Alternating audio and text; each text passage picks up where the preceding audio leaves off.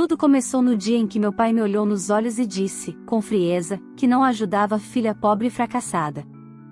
Doeu mais do que qualquer tapa. Antes que eu pudesse responder, minha irmã riu e completou: aceite sua vida de miséria e contemple o meu sucesso. Naquele instante, percebi que, para eles, meu valor se resumia ao que eu podia oferecer, e prometi a mim mesma que um dia seria eu quem escolheria quem merecia estar por perto. Anos depois, quando o destino deu voltas e eles bateram na minha porta pedindo ajuda, o silêncio foi a minha vingança mais poderosa. Olá, seja bem-vindo ao canal Histórias Surpreendentes. Curta e se inscreva nesse canal, aproveite e ative as notificações. Comente aqui de qual cidade você está assistindo, vou adorar saber e deixar um coração no seu comentário. Meu nome é Camila Ribeiro, tenho 29 anos e cresci em uma cidade tranquila do interior de São Paulo, onde todo mundo conhece todo mundo e as aparências ainda valem mais que a verdade.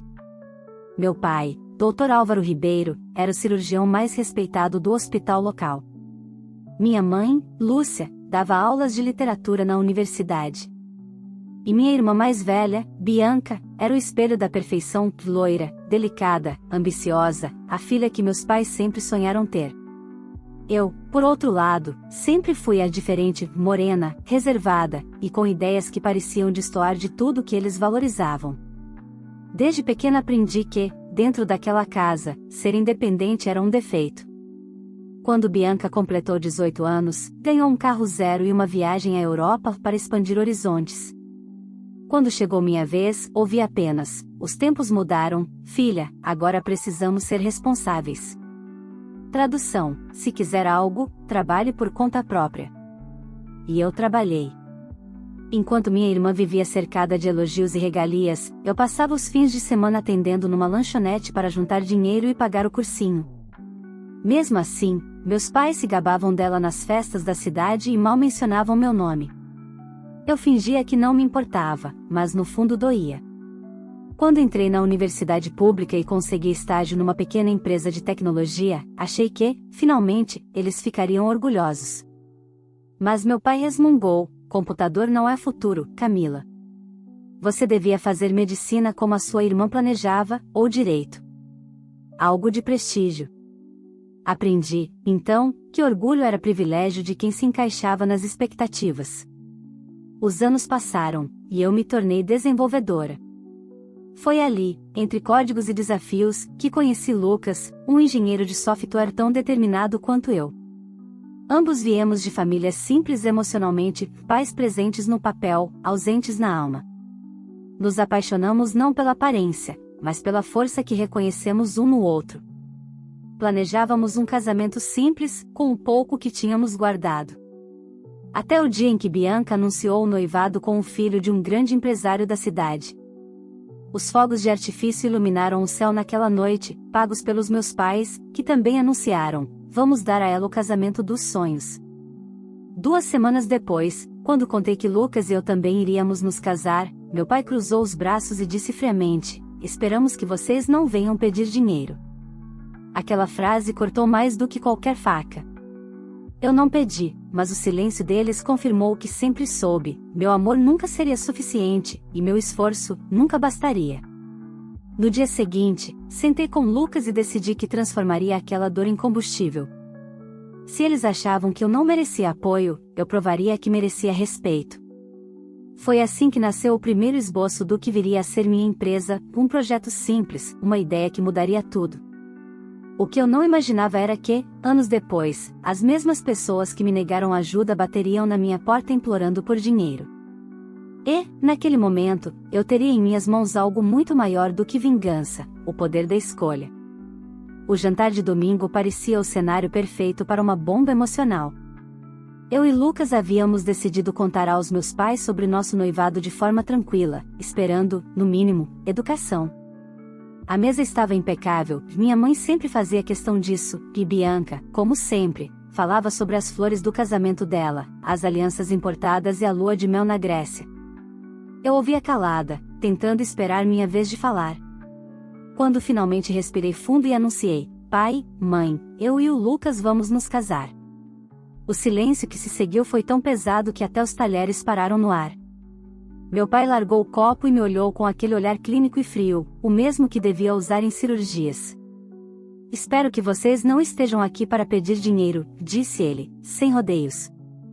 Claro que não, pai. Tentei manter a voz firme. Só queríamos compartilhar uma boa notícia. Ele riu, um som curto e irônico. Boa notícia? Nós não ajudamos fracassadas, Camila. Esse seu casamento não vai longe. As palavras bateram como um tapa. Antes que eu pudesse reagir, Bianca soltou uma risadinha debochada. Mana, aceite sua vida de miséria e contemple o meu sucesso, disse ela, erguendo a taça de vinho como quem fazia um brinde à própria superioridade. Aquele momento ficou gravado na minha memória como uma cicatriz. Minha mãe apenas observava, sem coragem de intervir. Lucas, ao meu lado, apertou minha mão debaixo da mesa, mas seus olhos diziam tudo: vamos embora daqui. E fomos.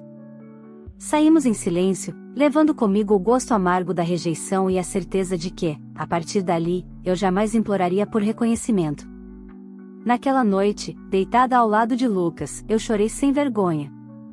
Mas entre um soluço e outro, fiz uma promessa: eu nunca mais dependeria emocionalmente deles. A dor que me destruía naquele instante seria a mesma que me impulsionaria para longe. Os meses seguintes foram de luta e foco. Continuei trabalhando como desenvolvedora, e Lucas, com sua experiência em sistemas bancários, começou a esboçar um software que poderia facilitar a integração de bancos regionais com o sistema central do Banco Central. A ideia era ousada, mas possível. Criamos o nome da empresa, Tech Finance Solutions. Começamos com 2 computadores usados e uma mesa improvisada na sala do nosso pequeno apartamento. Enquanto isso, o casamento de Bianca virou o evento do ano na cidade.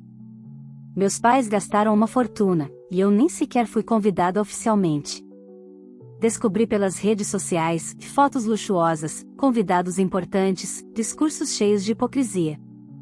Aquilo me feria, mas ao mesmo tempo me alimentava. Eu precisava provar, nem que fosse para mim mesma, que o valor de uma pessoa não se mede pelo sobrenome nem pela aparência. Trabalhávamos até tarde, muitas vezes virando noites. Quando o cansaço batia, Lucas me lembrava: eles duvidaram de nós, lembra? Vamos mostrar o que significa ser rejeitado por pessoas pequenas. E assim seguíamos, motivados pela dor e pela vontade de vencer. Um ano depois, o primeiro contrato veio. Um banco cooperativo do interior precisava de um sistema de análise de crédito automatizado. Entregamos o projeto em tempo recorde e, com um lucro, registramos oficialmente a empresa. Eu, a filha fracassada, acabava de abrir a própria empresa de tecnologia. Foi nesse mesmo período que o destino decidiu brincar comigo. Recebi uma ligação inesperada de minha mãe. Camila, seu pai quer falar com você. A voz dela tremia. É sobre a viagem de férias que planejamos. Eu já sabia que aquilo não era simples curiosidade.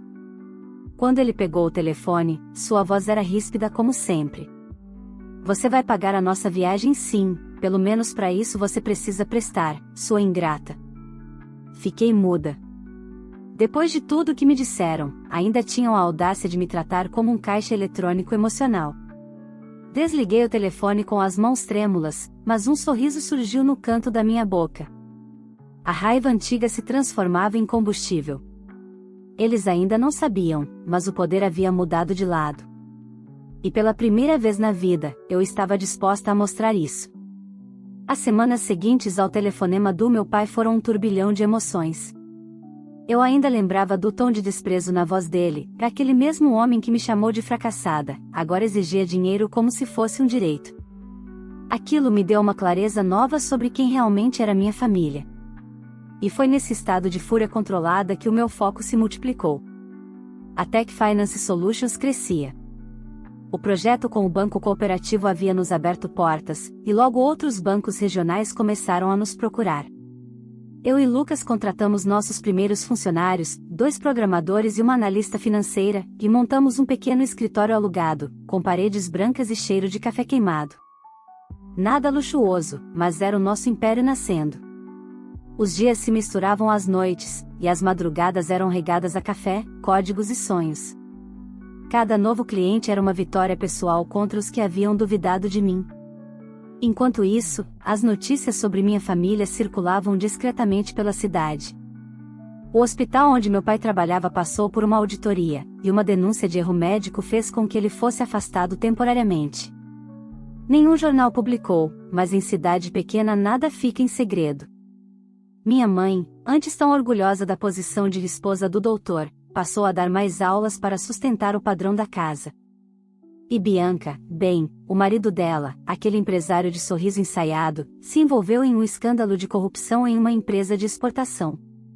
As aparências começaram a ruir como vidro trincado. Eu assistia tudo de longe, em silêncio. Não era alegria o que eu sentia, era justiça. Eles me ensinaram que o mundo era dos que se encaixavam. Agora estavam aprendendo que o mundo também cobra. Um ano depois, fomos convidados para participar de um evento nacional de inovação bancária em São Paulo. Nosso software, agora com um sistema de detecção de fraudes em tempo real, chamou a atenção de grandes investidores. Saímos de lá com propostas de parceria que poderiam mudar o futuro da empresa. Quando voltei para o interior e vi meu nome estampado em uma revista de tecnologia, senti uma mistura de orgulho e incredulidade.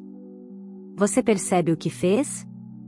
Perguntou Lucas, me abraçando. Eles te chamaram de fracassada, e agora você é referência no setor bancário. Eu sorri, mas dentro de mim uma voz ecoava, ainda não acabou. Alguns meses depois, minha mãe me mandou uma mensagem tímida: Oi, filha. Seu pai tem falado muito em você. Talvez pudéssemos jantar juntos qualquer dia desses. Respondi com educação, mas sem entusiasmo. Eu sabia que aquilo não era um pedido de perdão, era um sinal de necessidade. O padrão de vida deles estava ruindo, e eu já imaginava o próximo passo: o pedido viria. E veio. Numa tarde chuvosa, meu telefone tocou. O número, familiar e incômodo. Camila, aqui é o papai. A voz soava cansada, sem a autoridade de antes. Precisamos conversar. Marcamos um café no centro. Ele chegou com o semblante abatido, as olheiras profundas e o terno amassado. Sentou-se à minha frente como quem não sabia por onde começar. A situação aqui está complicada, filha. A casa está à venda, e os investimentos não deram retorno. Suspirei, mantendo o olhar firme. E o que você espera de mim, pai? Ele hesitou, o orgulho engolindo as palavras antes de soltá-las. Talvez você possa ajudar. Só até as coisas se estabilizarem. Foi como assistir a um filme em câmera lenta. O mesmo homem que, anos antes, disse que eu não merecia ajuda, agora pedia socorro. Engraçado, respondi, calmamente. Você me disse uma vez que não ajudava fracassadas. Ele baixou os olhos. As coisas mudam, Camila. Pois é, pai. Mudam mesmo. Levantei-me, deixando algumas notas sobre a mesa. O café é por minha conta. E saí, com o coração em chamas e a alma leve. Naquela noite, Lucas me esperava com um sorriso. Deixou ele ver quem manda agora? Ainda não, respondi, encarando o horizonte pela janela do escritório. Mas ele vai ver. Eles todos vão. E naquele instante, eu soube que minha vingança não seria feita de gritos nem de escândalos. Seria silenciosa, elegante e definitiva. O poder que antes eles usaram para me humilhar agora estava nas minhas mãos. E eu ainda estava apenas começando. 2 anos depois daquele café silencioso com meu pai, a Tech Finance Solutions já não cabia mais dentro das paredes do nosso pequeno escritório. Havíamos expandido para São Paulo, contratado 50 funcionários e firmado contratos com 3 grandes bancos nacionais. Nosso software havia sido adotado por instituições financeiras que antes sequer retornavam nossas ligações. A empresa que começou com 2 computadores usados agora movimentava milhões. Eu, a filha fracassada, aparecia em reportagens como uma das mulheres mais influentes do setor tecnológico do país. Quando dei minha primeira entrevista para uma revista de negócios, a manchete dizia: a mulher que revolucionou a segurança bancária. E eu confesso, chorei. Não de orgulho, mas de libertação. Finalmente eu não era mais a sombra de ninguém. Mas a fama tem um poder curioso, ela faz fantasmas reaparecerem. O primeiro sinal veio numa manhã de segunda-feira, quando minha secretária avisou: Camila, tem uma senhora chamada Lúcia na recepção. Diz ser sua mãe. Meu coração acelerou. Não era surpresa, mas a sensação foi inevitável. Pedi que a deixasse entrar. Minha mãe entrou hesitante, com o rosto marcado pelo tempo e pela preocupação. A mesma mulher que sempre se orgulhava da filha exemplar agora me olhava como quem procurava perdão, ou, talvez, uma oportunidade. Como você cresceu, minha filha, disse, com um sorriso que não alcançava os olhos. Cresci sem vocês, respondi, sem elevar a voz. Mas cresci bem. Ela suspirou, fingindo emoção. Eu e seu pai queríamos te ver. Ele tem passado por momentos difíceis, sabe, aposentado, sem o prestígio de antes. A casa foi vendida, e Bianca também não anda bem. Tentei esconder o riso irônico. Bianca? Aquela que me mandou contemplar o sucesso dela?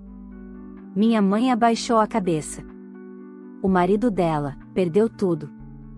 Investimentos errados, uma dívida enorme. Estão morando de aluguel. Era um retrato perfeito do destino dando voltas. E o que exatamente você quer de mim, mãe? Perguntei, direta. Só conversar, disse, forçando um tom doce. Somos uma família. Família. Uma palavra bonita nas bocas erradas. Nos dias seguintes, as tentativas de reaproximação se intensificaram. Meu pai me mandou mensagens curtas, sempre cheias de formalidade. Precisamos conversar. Temos um projeto. Podemos almoçar? Eu ignorava. Até o dia em que Bianca me ligou. Mana! Quanto tempo? Disse ela, com uma animação forçada. Estou com tanta saudade. Saudade ou problemas financeiros? Perguntei, seca. Ela engasgou. Nossa, como você está amarga. Eu só queria conversar. Você riu quando seu pai me chamou de fracassada, Bianca. O que mudou? As coisas mudam, repetiu ela, a mesma desculpa do meu pai. E, sinceramente, eu achava que você teria prazer em ajudar a família agora que está tão bem de vida. A ironia era quase poética. A mulher que me humilhou agora pedia socorro. Naquela noite, contei tudo a Lucas. Eles vão tentar de todas as formas, ele disse. Querem o que você tem, não quem você é, eu sei, respondi, olhando pela janela. Mas agora é minha vez de escolher as regras do jogo. Os meses seguintes foram de glória e poder. Fui convidada para palestras internacionais, entrevistas em programas de TV e, finalmente, uma proposta milionária de um grupo estrangeiro interessado em comprar parte da empresa. Enquanto isso, a notícia do meu sucesso se espalhava como fogo na cidade. E com ela, o retorno completo da minha família. Um domingo à tarde, enquanto eu e Lucas almoçávamos no jardim da nova casa, com uma propriedade moderna cercada por árvores e silêncio, o portão eletrônico anunciou uma visita inesperada. Era Bianca, acompanhada do marido. Surpresa! Disse ela, forçando um sorriso. Surpresa, sim, respondi, fria. Principalmente porque eu não convidei vocês. Ela fingiu não notar o tom. Vim apresentar o Paulo, meu marido. Você lembra, né? Lembro bem. O empresário de sucesso, disse, e notei o desconforto dele. Bianca respirou fundo. Camila, a verdade é que estamos passando por uma fase difícil. O Paulo perdeu os contratos, e vocês querem dinheiro. Completei por ela. O silêncio foi a confirmação. Eu sabia que você entenderia, disse ela, aliviada. Afinal, família ajuda família. Olhei para Lucas, que me observava em silêncio. Sorri e respondi, claro, mana. Eu ajudo sim, mas do meu jeito. Ela sorriu de volta, achando que tinha vencido. Mal sabia que eu já havia traçado meu plano, e que, em breve, todos entenderiam que a vingança de uma mulher rejeitada não é feita com raiva, mas com elegância e memória. A partir dali, eu deixaria claro, o que eles chamaram de fracasso foi o alicerce da minha vitória. E ninguém, absolutamente ninguém, me tiraria o prazer de ver essa verdade se revelando aos poucos. Quando Bianca apareceu no meu escritório pela manhã, segurando na mão um envelope amarrotado, eu já sabia que aquilo seria uma cena teatral. Ela entrou com passos apressados, o marido atrás dela, e o olhar pidão que eu estava cansada de ver. Meu time observava discretamente através do vidro da sala de reunião, eu pedi que ficassem fora. Aquela conversa seria apenas entre nós, e com contrato, se necessário. Bianca começou a falar em jorros, dívida do Paulo, parcelas atrasadas, o aluguel que já não cabia no orçamento. A cada palavra dela, eu lembrava do vinho brindado no casamento, do riso quando me chamaram de fracassada. Respirei fundo e mantive a calma que anos de negociações me ensinaram. Ofereci a cadeira. Pedi que falassem sem pressa. Eu posso ajudar, disse por fim. Mas vamos ser claros, eu não dou dinheiro para tapar buracos. Eu invisto em soluções, e minha ajuda vem com condições. Os olhos de Bianca brilharam por um segundo, aquele lampejo de esperança era quase trágico. Meu pai, claro, não teve paciência para essa nova lei minha. Ligou no outro dia pedindo que almoçássemos.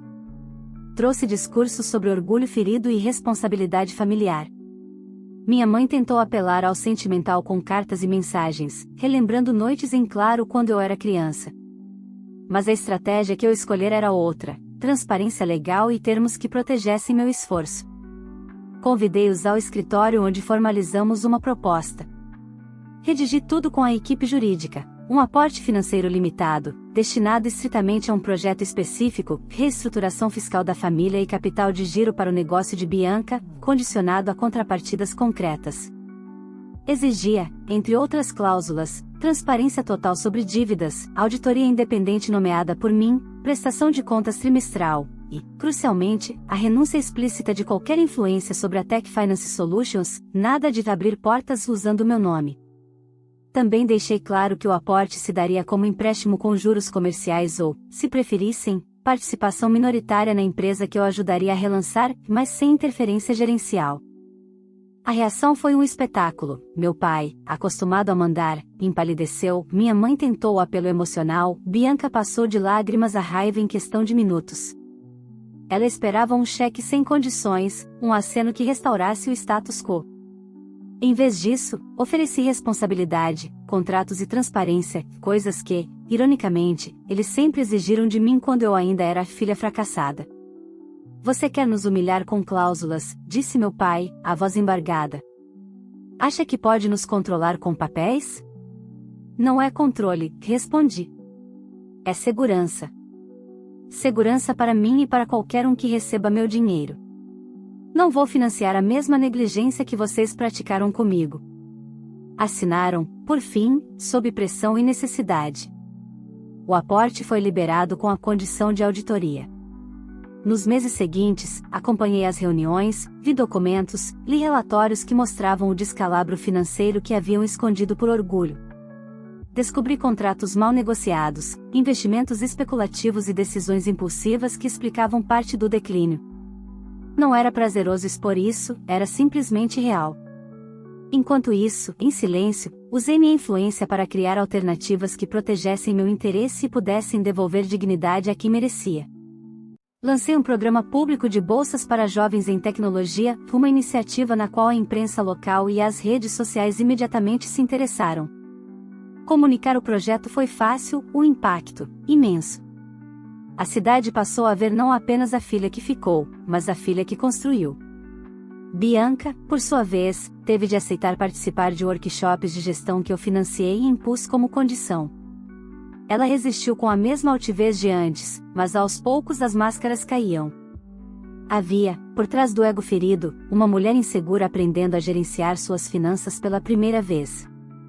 Talvez isso me tocou, talvez eu tenha percebido que a vingança não precisava ser só um castigo.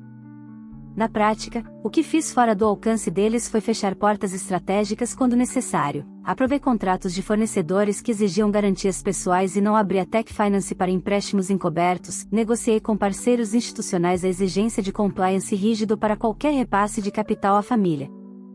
Eles puderam respirar por um tempo, e eu mandei os relatórios que provaram a melhora, mas a alavanca já não estava mais nas mãos deles.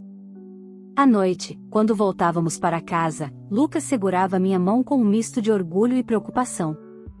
Você foi firme, disse ele. Não sei se eu teria a mesma paciência. Paciência não é o nome, respondi. É estratégia. Justiça que se executa com contrato é mais difícil de reverter do que um grito público. E assim, as linhas foram traçadas. Eles tinham recebido ajuda, do tipo que eu autorizava, e passaram por um processo que, embora necessário, os expôs. Não houve gritos, nem humilhações públicas. Havia, sim, um novo equilíbrio, eu tinha me tornado guardiã do meu esforço. Mas algo ainda pairava no ar, a sensação de que aquilo era apenas um capítulo da história, não o final. A última palavra ainda não fora escrita, e eu sentia que, quando viesse, não o faria por ódio, mas para fechar o ciclo com a mesma dignidade que sempre me faltara. O tempo passou, e com ele a intensidade das feridas também começou a mudar. A imprensa local adorava repetir minha trajetória, a filha rejeitada que virou referência em tecnologia bancária. Eu sorria nas entrevistas, mas dentro de mim sabia que o verdadeiro sucesso não estava nos prêmios ou nos contratos, estava em ter construído paz onde antes só havia feridas abertas.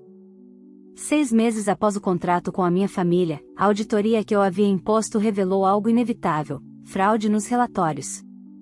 Bianca e o marido desviaram parte do capital que eu havia destinado à reestruturação da empresa deles.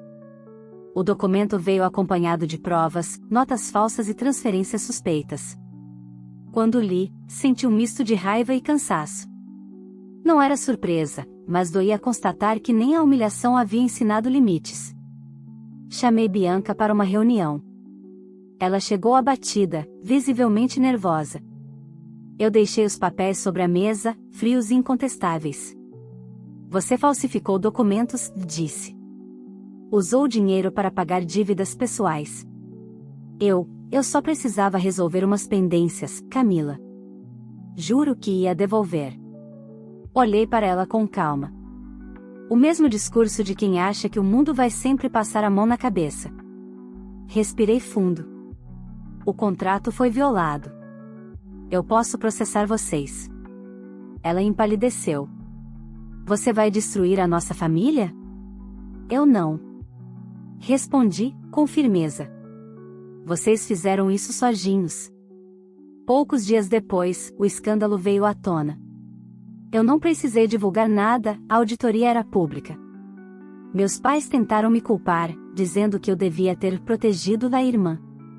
Mas a cidade, que um dia aplaudira os sorrisos falsos deles, agora via a verdade: a filha fracassada havia vencido pela honestidade, enquanto os exemplares caíam pela própria arrogância.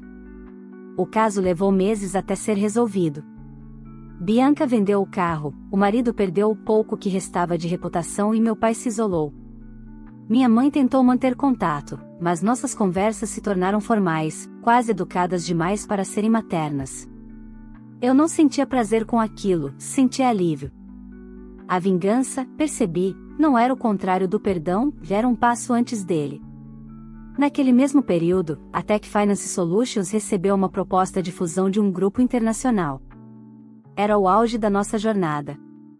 Lucas e eu discutimos por semanas, até aceitarmos a proposta que nos permitiria não só expandir o negócio para a América Latina, mas também reduzir o ritmo e aproveitar o que havíamos conquistado. Com o dinheiro da fusão, compramos uma casa no campo, próxima ao rio e longe dos olhares da cidade. Lá, descobri o que era respirar sem medo. Foi nesse refúgio que recebi a notícia mais inesperada de todas: eu estava grávida. Chorei por horas, não de medo, mas de amor. Pela primeira vez, eu teria a chance de criar uma família diferente, onde o amor não fosse condicionado a conquistas, onde ninguém precisasse disputar afeto. Durante a gravidez, pensei muito em meus pais. Em como a rejeição deles havia me moldado e, de certa forma, me fortalecido. Um dia, escrevi uma carta, não para enviar, mas para libertar o que ainda restava de dor.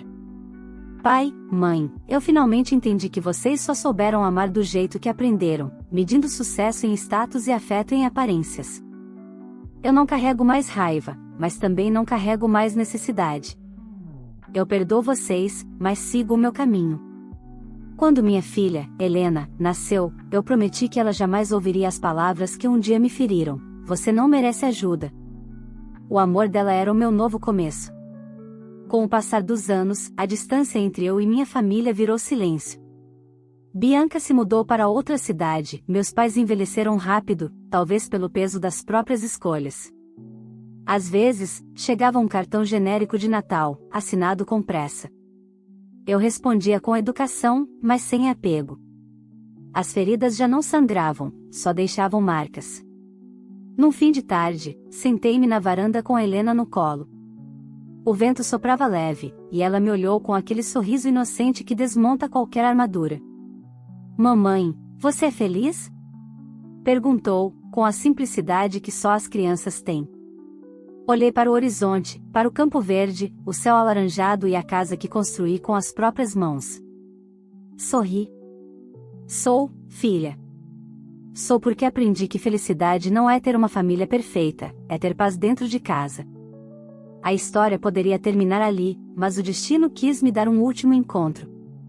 Certa manhã, recebi uma mensagem curta da minha mãe: seu pai está doente. Ele quer te ver. Depois de pensar por dias, decidi ir. Entrei no quarto onde ele repousava, magro e pálido. Quando me viu, lágrimas escorreram dos olhos que um dia me olharam com desprezo. Camila, me perdoa. Eu errei com você. Segurei a mão dele. Eu já te perdoei há muito tempo, pai. Só demorei para entender que o perdão não é para quem machuca, é para quem quer se curar. Ele fechou os olhos e sorriu, como quem finalmente solta um peso. Na saída, encontrei minha mãe no corredor. Ela me abraçou, e por um instante não éramos inimigas, apenas duas mulheres tentando entender o que o amor de verdade deveria ter sido. Hoje, quando olho para trás, não vejo uma história de vingança, vejo uma história de renascimento. A menina rejeitada virou a mulher que escreveu o próprio destino. Porque às vezes, a justiça mais bonita é viver em paz quando todos esperavam que você quebrasse. Se você chegou até aqui, merece meu respeito por acompanhar essa história até o fim. Camila mostrou que às vezes a maior vitória não é se vingar, mas viver em paz, provando que o amor próprio vale mais do que qualquer aprovação. E agora eu quero saber de você: você teria feito o mesmo que ela? Teria ajudado a família depois de tudo, ou teria virado as costas sem olhar para trás? Conta aqui nos comentários, eu leio cada um e quero muito saber a sua opinião. Aproveita também e curte o vídeo, se inscreve no canal e ativa o sininho para não perder as próximas histórias cheias de emoção, superação e justiça. Ah, e me conta de qual cidade você está assistindo. Quero mandar um coração especial para você nos comentários. Compartilhe esse vídeo com alguém que precisa se lembrar do próprio valor, porque, às vezes, a maior reviravolta da vida começa justamente quando a gente é subestimado. Obrigado por assistir, e até a próxima história.